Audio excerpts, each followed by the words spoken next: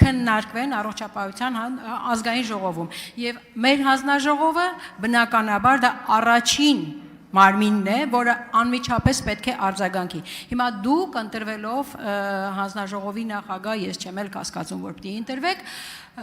արդյոք պատրաստ եք կազմակերպել խորհրդարանական լսումներ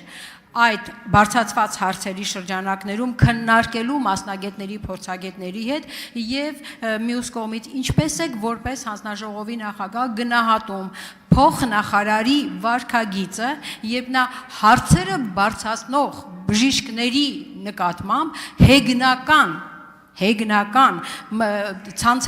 ցանցերում հեգնանք է տարածում այն բժիշկների նկատմամբ, ովքեր ապահովելով իրենց մասնակցության հնարավորությունը բարձրաձայնում են խնդիրների մասին։ Խնդրում եմ, խորհրդարանական լսումներին պատրաստում եք կազմակերպել թե ոչ եւ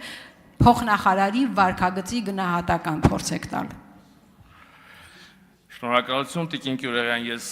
գրությունը տեսել եմ եւ ձեր երեկվա ելույթն էլ լսել եմ հայտարարությունների ժամին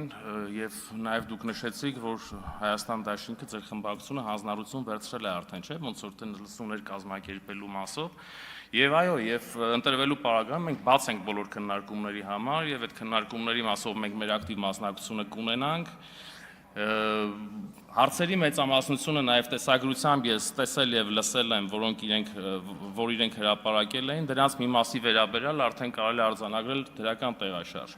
Ինչ վերաբերում է փոխնախարարի վարքագծին, ես կարծում եմ, որ այդ հարցի հասցեատերը ես չեմ եւ առհասարակ ով էլ լինի, ով էլ որ լինի,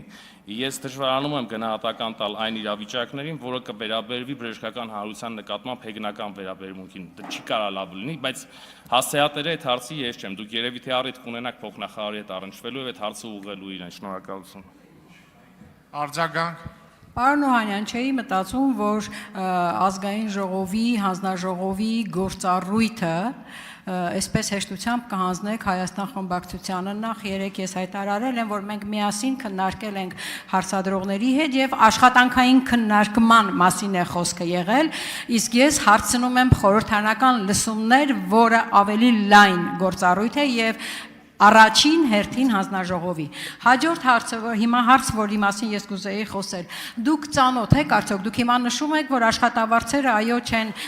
վճարվել, ինչ որ խնդիրներ են առաջացել, որովհետև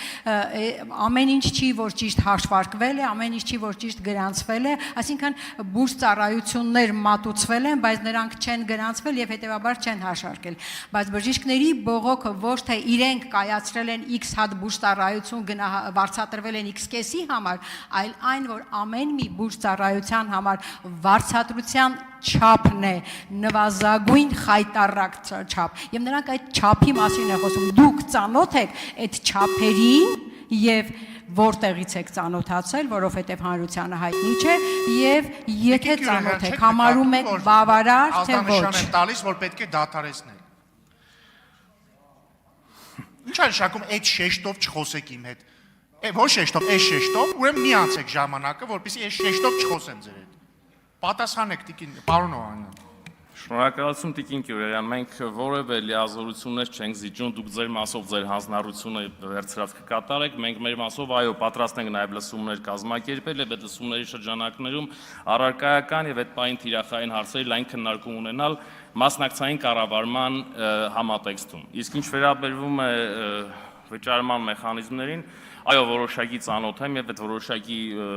գնային փոփոխությունները նաեւ պայմանավորված են նրանով, որ այսօր եւ միգուցե նաեւ դրանք վերանայվեն հետագայում, դա էլ չի բացառում, դա նաեւ կախված է մեր համատեղ քննարկումների արդյունքում, թե ինչ եզրակացության կգանք, որ ծավալները աննախադեպ մեծ են եւ այս փուլում այդ քաղաքականությունը վարելով մենք պիտի հասկանանք նաեւ եւ բալանսավորենք հետագա մեր գործընթացները նաեւ գնային քաղաքականության վերաբերյալ։ Շնորհակալություն։ Վագն Ալեքսանյան։ Սերգեյ Բագրատյան։ Շնորհակալություն, պարոն Օհանյան։ Տեսեք, ժամանակի ընթացքում ձևավորվեց Հայաստանի Հանրապետությունում իրավիճակ, որ ատամնատեխնիկական գործը այնպես կարողացանք զարգացնել, որ մեր սփյուռքի հայրենակիցները գալիս են Հայաստան, ստանում են այդ բուժումները, գնում են համարելով, որ գին, որակ համամասնությունը հրաշալի է Հայաստանում։ Եվ այս ուղղությամբ մենք կատարել ենք քայլեր, որ դա ավելի զարգացնենք եւ այս առողջապահական туриզմը իսկապես իր տեղն ունենա Հայաստան, որովհետև գիտեք, որոշակի հիվանդություններով մասնագիտացված կան որոշակի երկրներ, ասենք Գերմանիային տանում, Ֆրանսիային տանում, Հայաստանը ոնց որ